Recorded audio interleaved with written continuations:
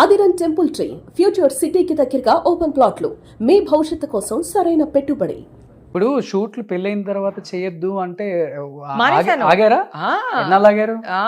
5-6 years ఆగా. ఆ, 4-5 years minimum ఇంట్లోనే ఉన్నా. పాప పుట్టిన అప్పుడే తర్వాత. జగనన్నే పెళ్లి, అదే పూరి జగనన్నకి పెళ్లి చేసి ఆ జగనన్న ఎపిసోడ్ లో యాక్ట్ చేసేదాన్ని నేను అప్పట్లో. ఉమ్, ఆ తర్వాత మానేసిన తర్వాత జగనన్న మేమందరం పక్క పక్క ఇంట్లో, నేను పైన ఇంట్లో, అన్న వాళ్ళు కింద ఇంట్లో. నేను కొనుక్కున్నాను చెప్పాను కదా సనత్ నగర్ లో. ఆ ఇంట్లో కింద అన్న వాళ్ళు రెంట్కు ఉండేవాళ్ళు, కృష్ణవంశీ వీళ్ళందరూ అక్కడికి వచ్చేవాళ్ళు. ఉమ్, అలా సో జాన్ గారి సంపాదన మీద దాచి దాచి ఇల్లు కొనేసాను నేను. ఓకే. మంచి కెమెరామెన్ కదా ఆయన. చాలా మంచి మీరు కెమెరామెన్, గారు బాగా కానీ, బిజీగా ఆయన కానీ. ఉండేవాళ్ళు. సో సనత్ నగర్ ఇల్లు అలా దాచి దాచి కొనేసా. ఏంటి అందరికి భోజనాలు పెట్టేదాన్ని, అందరితో సరదాగా ఉండేదాన్ని, గుళ్ళకి వెళ్ళేదాన్ని, అన్నీ చేసేదాన్ని, But మళ్ళీ ముస్లిం- డబ్బులు దాచేదాన్ని. ముస్లిమ్స్ వాళ్ళ ఎక్కువ ఫాలో అయ్యే వల్ల పెళ్ళైన తర్వాత. లేదు, ఎందుకంటే మీర్ గారు వాళ్ళ వైఫ్ హిందూ. అవును, నాగభూషణం గారి అమ్మాయి, ఆ, యాక్టర్ నాగభూషణం గారి అమ్మాయి కదా. తను కూడా హిందూ. సో నేను హిందూ బేసిక్గా, తను వాళ్ళ అత్త మామలు కూడా ఏమి అనేవాళ్ళు కాదు. సో అందుకని మేము అందరం ఆల్మోస్ట్ ముస్లిము, ఈ ట్రెడిషన్ అని ఎప్పుడూ లేదు. గుర్కా వేసుకోవాలి, ఆచిచ్చి అసలు ఆ కాన్సెప్టే లేదు, లేదు అసలు లేదు. అలా ఏం లేదు. నా దేవుడు నా ఇష్టం, ఆయన దేవుడు ఆయన ఇష్టం, ఓకే. అట్లా. సో ఆయన పూజలు ఆయన అదే- లేదు, ఇప్పుడు మన అదే, దేవుడు కూడా means చేస్తారు. మసీద్కి వెళ్ళి చేస్తారు, నమాజ్ చేస్తారు. రంజాన్ బక్రీద్కి చేస్తూ ఉంటాము. వాళ్ళ ఇంటికి మీర్ గారి ఇంటికి మేము వెళ్తాం, మా ఇంటికి మీర్ గారు వాళ్ళు వస్తారు. ఒక్కొక్కసారి వాళ్ళ సిస్టర్ కామన్గా పాపం ఆవిడ ఇటు అటు తిరుగుతూ ఉంటారు. వాళ్ళ సిస్టర్ దూరదర్శన్లో ఎడిటర్. నేనంటే చాలా ఇష్టం ఆవిడకి. నేను ఆవిడని ఒక మదర్లా చూసుకుంటాను. పెద్ద ఆవిడ, జానికి అక్క, కానీ ఆవిడ మా ఇంటికి వస్తే పుట్టింటికి వచ్చినట్టే. ఓకే. ఆవిడకి అన్ని ఇచ్చి పంపిస్తాను. సో వాళ్ళ ఫ్యామిలీ సైడ్ అందరితో రిలేషన్స్ బాగున్నాయి మీకు? అందరితో బాగున్నాయి స్టిల్ ఇప్పుడు కూడా? ఇప్పుడు కూడా అందరం చాలా బాగున్నాం. ఓకే. అసలు ఎలాంటి ప్రాబ్లం లేదు. ఎక్కువ కాలం అంతే, ప్రతిదీ కూర్చుని డిస్కషన్ చేసి అలా ఏముండదు. వాళ్ళ ఫ్యామిలీ వాళ్ళది, మా ఫ్యామిలీ మాది, ఓకే. అట్లా. వాళ్ళేమి ఇంటర్ఫేర్ అవ్వరు, మేమేమి ఇంటర్ఫేర్ అవ్వం. ఓకే. ఎవరి కానీ life ఇప్పుడు మళ్ళీ డైరెక్టర్లు, హీరోలు ఈ ఇంటర్వ్యూ చూసిన తర్వాత హేమాకి డెఫినెట్ గా ఆపర్చునిటీస్ ఇవ్వాలి, మనం కొంచెం మర్చిపోయాం, ఆమె మధ్యలో దూరంగా ఉంది, పిలిస్తే కూతంత దూరంలో వెళ్ళటానికి రెడీగా ఉన్నారా? ఈ ఇప్పుడు మధ్య చాలా సినిమాలు కాలంలో జరుగుతున్నాయి కదా. ఇప్పుడు కాదు. ఇప్పుడు అనితా చౌదరి గారు మంచి మంచి మూవీస్ చేస్తున్నారు, మీరు లేదు అంటున్నారు. స్కోప్ లేదు, నీకు అర్థం కావట్లే. అనితా చౌదరి ఈ మధ్య కాలంలో, తల్లి ఉంటది, అక్క ఉంటుంది. ఒక్క నిమిషం. ఇప్పుడు తల్లులు అక్కలు హేమ వేరే వాళ్ళు అవసరం లేదు. కొత్త కొత్త వాళ్ళు బొళ్ళు మంది వస్తున్నారు. ఓకే. సో వాళ్ళ మదర్లు సర్లే. క్యారెక్టర్లు ఇచ్చేస్తున్నారు. 10లో 2 చేసినా కానీ హ్యాపీనెస్. నాకు అది ప్రాబ్లం కాదు, నాకు ప్రాపర్ క్యారెక్టర్ కావాలి. ఇప్పుడు నేను ఒక డ్రీమ్ గర్ల్ గా ఉండిపోయాను కదా. ఒక ఏమంటారు, కోవేసళ్ళ అన్నారు. కోవేసళ్ళ గారి కంటే ముందు శ్రీలక్ష్మి గారు మనకి కదా. శ్రీలక్ష్మి గారు, శ్రీలక్ష్మి తర్వాత కోవేశ్వర్ల మనకి, కోవేశ్వర్ల తర్వాత హేమ తర్వాత ఇంకెవరు లేరు. సో అలాంటి క్యారెక్టర్స్ అప్పుడు అలాంటి సినిమాలు వచ్చాయి, ఇప్పుడు అలాంటి సినిమాలు లేవు. మనమే అడ్జస్ట్ అవ్వాలి. డైలాగులు లేని వేషాలు నేను వేయలేను. మరీ డైలాగులు లేకుండా ఎట్లా ఉంటాయి? మరి అలాగే ఉంటున్నాయి. చాలా మంది నాకు ఆర్టిస్ట్లే వెళ్తున్నారు వెనకాల బ్యాక్గ్రౌండ్ లో నుంచోడానికి. నేను అలా చేయలేను. నాకు ప్రాపర్ గా మంచి క్యారెక్టర్ ఇచ్చి ప్రాపర్ గా చేస్తే నేను చేస్తాను. నేను చేయనని అనట్లే, చేస్తాను. అది కూడా ఈ మధ్యకాలంలో ఎందుకు చేస్తాను అంటున్నానంటే, మొన్న ఇష్యూ వచ్చినప్పుడు అందరూ నాకు చేతులు పట్టుకుని నువ్వు మళ్ళీ యాక్ట్ చేయాలి, మేమందరం నీతో ఉన్నాము, నువ్వు ఏ తప్పు చేయలేదు, నువ్వు ఫైట్ చేయి, నీ వెనకాల మేము ఉన్నాము అని చెప్పి కొన్ని, అంటే నేను ఒక 1 year కదా ఆ ఇష్యూ జరిగి, ఈ 1 yearలో నేను చాలా ట్రావెల్ చేశాను. పల్లి టూర్లు అట్లా అన్ని చోట్లకి వెళ్ళాను కదా. అన్ని చోట్ల దగ్గర జనాలు అక్క అని అదని ఇది అని. మొన్న కూడా గుడికి వెళ్ళాను, వెంకటేశ్వర స్వామి గుడికి, వైకుంఠ ఏకాదశికి అనుకోకుండా వెళ్ళాను. అక్కడ కూడా అందరు ఎంపీలు, ఎమ్మెల్యేలు వీళ్ళందరూ వెళ్తున్నారు. వాళ్ళందరినీ ఎవరు పట్టించుకోవట్లేదు. హేమ అనేసి వచ్చి నన్ను పట్టుకోవడం, నాతో మాట్లాడడం, నాతో ఫోటోలు దిగడం, అక్కడ ఉన్న ఆఫీసర్స్ కానీ ఆ గుళ్ళో మన జరపడానికి. నేను కూడా వచ్చాను ఆ రోజు, మీరు, మాధురి, దువ్వాడి సీని గారు. ఆ లైన్లో చాలా మంది ఉన్నారు. ఇంకో వేరే ఎమ్మెల్సీ గారు, వాళ్ళందరూ, నేను వేరే వాళ్ళతో వెళ్ళాను. అందరు లైన్లో ఉన్నారు. అందరూ నాకు తెలిసిన వాళ్ళే కదా, అందరితో మాట్లాడుతున్నాను. కానీ ఆ లైన్లో కూడా ఆ గుళ్ళో పనిచేసే వాళ్ళు కానీ, సెక్యూరిటీ వాళ్ళు కానీ, లేకపోతే మనకి వాలంటీర్స్ ఉంటారు చూడు, వాళ్ళు కానీ అందరూ అమ్మా నువ్వా ఎలా ఉన్నావు అమ్మా బాగున్నావు అమ్మా అని పలకరించేసి మెల్లిగా రామ్మా అని చెప్పేసి, అంటే దేవుణ్ణి చూడడానికి లాగుతూ ఉంటారు కదా, సో మెల్లిమెల్లిగా లాక్కి రావడం. ఏ గుడికి వెళ్ళినా కూడా ఆ గుడిలో ఉన్న పెద్దవాళ్ళందరూ వచ్చేసి బుగ్గలు గిల్లేసి బంగారం నువ్వు బాగుండాలని ఇలా అనేసి, పెద్దవాళ్ళు అనమాట, వయసులో పెద్దవాళ్ళు, పూజనీయులు చాలా మంది అన్నమాట. నువ్వు యాక్ట్ చేయాలి, నువ్వు ఎందుకు యాక్ట్ చేయట్లేదు, నువ్వంటే మాకు ఇష్టం, మాకు ప్రాణం, అది ఇది అని ఇన్ని వేల మంది నన్ను బ్లెస్ చేస్తేనే నేను ఇప్పుడు క్లీన్ చిట్తో బయటపడ్డా. కానీ ఎన్ని వేల మంది చేసినా ఒక 10 మంది ఉంటారు మన వాళ్ళు, కొన్ని కాంపౌండ్స్ ఉంటాయి కదా, అవును. అందరూ మీకు మంచి వెల్ విషెస్ ఫ్రెండ్సే కాబట్టి ఒక సాయంత్రం పూట కూర్చొని వాట్సాప్లో మెసేజ్ పెట్టడం, నేను మళ్ళీ బ్యాక్ రావాలనుకుంటున్నాను చెప్పండి మర్చిపో అంటే కూడా మంచి క్యారెక్టర్ పిలవండి అని హీరోస్కి పెట్టచ్చు, డైరెక్టర్స్కి పెట్టచ్చు. అది చిన్నతనంగా ఫీల్ అవుతారా లేకపోతే నిజంగా పెట్టారా?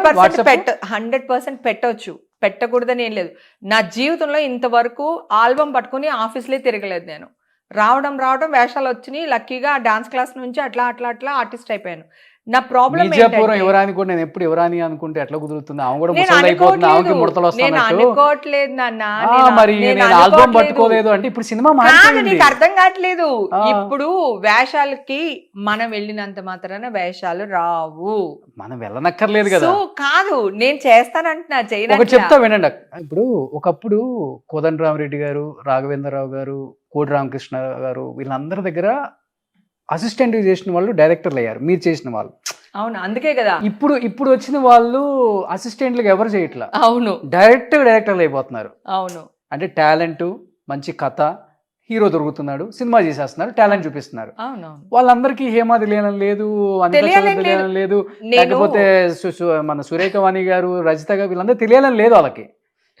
ఒకసారి మనం గుర్తు చేసుకోవాలంతే, మనం కూడా ఉన్నామని. నీ మాటకి నేను అడ్డు చెప్పట్లేదు, యు ఆర్ కరెక్ట్. కానీ నేను చెప్పేది ఏంటంటే ఇప్పుడు వరకు నేను యాక్ట్ చేయాలి అనుకోలేదు. ఇప్పుడు ఈ 1 year ఏదైతే ఉందో, నేను ఏదైతే ట్రావెల్ చేసుకుంటూ వచ్చానో, ఈ 1 year ట్రావెల్లో నాకు అర్థమైంది ఏంటంటే, నేను ఇప్పుడు ఏదైతే ఉన్నానో అది అంతా సినిమా మహత్యం, సినిమా వల్లే వచ్చింది నాకు. ఆ చామ్ కానీ ఇది కానీ ఇప్పుడు ఇంతమంది అభిమానిస్తున్నారు, ఇంతమంది గుళ్ళల్లో నా కోసం పూజ చేశారు, నేను బయటపడాలి అని, మా హేమక్క బాగుండాలని నన్ను బ్లెస్ చేసిన వాళ్ళు కానీ, ఇందాక చెప్పాను కదా బాగుండాలమ్మని దిష్టి తీసిన వాళ్ళు కానీ, వీళ్ళందరికీ ఈ అభిమానం ఎక్కడి నుంచి వచ్చింది? రాజుల్లో ఉన్న అమ్మాయి మీద రాలేదు, సినిమా ఇండస్ట్రీలో ఉన్న హేమ మీద రాలేదు, హేమ మీద వచ్చింది. ఓకే, హేమ మీద వచ్చింది. ఆ హేమ ఇప్పుడు వాళ్ళకి సొంతం అవ్వాలనుకుంటున్నాను, వాళ్ళ కోసం యాక్ట్ చేయాలనుకుంటున్నా. ఇది వరకు నా కోసం యాక్ట్ చేయాలనుకున్నాను, రైట్? ఇప్పుడు నేను ఎప్పుడు ఎత్తుతాను, చేయను అని చెప్తా. మీరు చేస్తే ఎత్తే వాళ్ళు ఉన్నారా? ఎందుకు ఎత్తారు? రీసెంట్ గా త్రివిక్రమ్ గారితో కూడా మాట్లాడాను, ఏమన్నారు? మొన్న నాగార్జున గారితో మాట్లాడాను. సో ఏమనలేదు. నేను ఏంటండి మీరు అస్తమానం నెలకొక నెంబర్ మార్చేస్తున్నారు, మీ నెంబర్ పట్టుకోవాలంటే ఎక్కడో పైనుంచి రికమెండేషన్ రావాల్సి వస్తుందని అన్నా. అంటే నీకు అసలు నెంబర్తో పనే ఉంది, నీకు ఎప్పుడు మాట్లాడాలనిపిస్తే ఇంటికి వచ్చేసే, ఇంట్లోనే మాట్లాడుకోవచ్చు అని అన్నారు. ఇప్పుడు అంతా ఆఫీస్ అంతా ఇంట్లోనే పెట్టేశారంట. నాకు కూడా తెలియదు, నేను చాలా సంవత్సరాలు అయింది త్రివిక్రమ్ గారితో మాట్లాడిన, అసలు మాట్లాడలా. ఎంతో కొంత నాకు ఒక గాడ్ ఫాదర్ ఇండస్ట్రీలో ఉన్నారు అని చెప్పుకోవాలి అంటే ఆయన ఒక్కరే. సో ఆయనకి నేను ఏదన్నా చేసేటప్పుడు, బిజినెస్ చేసేటప్పుడు నాగార్జున గారితో మాట్లాడతా, నేను ఏదైనా ఒక ఇష్యూలో ఉన్నాడప్పుడు త్రివిక్రమ్ గారితో మాట్లాడతా. సో నాకు ఇష్యూస్ ఏం లేవు. ఈ ఇష్యూ వచ్చినప్పుడే ఇద్దరితోని మాట్లాడాను అనమాట. ఇంటికే రమ్మన్నారు. సో నీకు నెంబర్తో పని ఉంది, ఇంటికి రమ్మన్నారు. సో ఇప్పుడే కదా నేను యాక్ట్ చేయాలని డిసైడ్ అయ్యాను. లాస్ట్ ఇయర్ డిసెంబర్లోనో నవంబర్లోనో డిసైడ్ అయ్యాను యాక్ట్ చేయాలి అని. ఇప్పుడు కొత్త సంవత్సరం వచ్చింది కదా, ఇప్పుడు మధ్యలో మదర్కి ఇలా అయిపోయింది, మళ్ళీ వెళ్దాము మాట్లాడదాము. నేను చెయ్యను, పొగరేం లేదు నాకు, చెయ్యనని కాదు, నేను వెళదాం అనేసరికి మదర్కి ఇలా అయ్యింది. సరే మళ్ళీ కొన్ని రోజులు బ్రేక్ తీసుకున్నాము. ఇప్పుడు ఇక్కడి నుంచి కొత్త సంవత్సరం పండగ వెళ్ళిపోగానే అందరినీ వెళ్ళి కలిసేసి వస్తాను. కానీ మీరు ఒకప్పుడు యాక్ట్ చేసిన హీరోలందరూ ఓన్లీ తెలుగు లేకపోతే సౌత్లో స్టార్స్, ఇప్పుడు పాన్ ఇండియా, పాన్ వరల్డ్ అయిపోయారు. ప్రభాస్, రామ్ చరణ్, జూనియర్ ఎన్టీఆర్. అవును, ఇప్పుడు హేమ గారు ప్రభాస్ కాల్ చేస్తే ప్రభాస్ లిఫ్ట్ చేసే స్థాయిలో. అంటే జనరల్ గా నా పెద్ద హీరోలతోనే నాకు టచ్ లో ఉన్నాను, కానీ చిన్న హీరోల నెంబర్స్ ఎవరి నా దగ్గర లేవు. కానీ నెంబర్లు ఉంచారా అవే? నేను వెళ్ళాలి అనుకుంటే నాకు ఎన్టీఆర్ని ఒక రోజు బాబు నాకు చూడాలనిపించింది అని చెప్పి వాళ్ళ మేనేజర్ చేత కవర్ పెట్టాను. సరే అమ్మా ఎక్కడున్నావు అన్నారు. ఇట్లా ఇంట్లో ఉన్నాను బాబు అంటే ఇమ్మీడియట్గా ఎన్టీఆర్ మా ఇంటికి వచ్చారు. సనత్ నగర్ సారీ ఇక్కడ మాదాపూర్ పోలీస్ స్టేషన్ ఆపోజిట్లో ఉంది కదా, నువ్వు వచ్చావు చూడు, ఆ ఇంటికి వచ్చారు ఎన్టీఆర్. అమ్మ చెప్పు ఎలా ఉన్నావు ఏంటమ్మా అది ఇది అని మాట్లాడారు. సో నాకు నా హీరోలకి నేను కౌరు పెడితే చాలు, నన్ను చూడడానికి నన్ను రమ్మంటారు, వాళ్ళన్నా వస్తారు.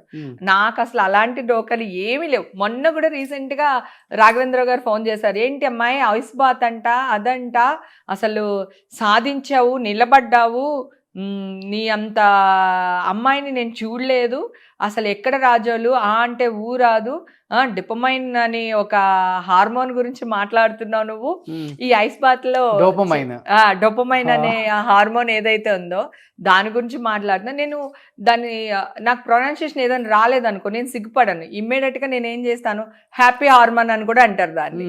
సో నాకు ఇది రాకపోతే అది మాట్లాడేస్తాను. అసలు అలా ఎలా మాట్లాడగలుగుతున్నావు నువ్వు, ఇంత ఎలా చేయగలుగుతున్నావు నువ్వు, చాలా ప్రౌడ్ మూమెంట్, నాకు చాలా హ్యాపీగా ఉంది. కంగ్రాచులేషన్ చెప్పారు మొన్న మన కేసు క్వాష్ అయిపోయిందని. ప్రభాస్ గారు వాళ్ళ కజిన్ మాకు బాగా క్లోజ్ అన్నమాట. నేను ఎప్పుడైనా కావాలనుకుంటే ఇమ్మీడియట్ గా వెళ్ళగలుగుతా.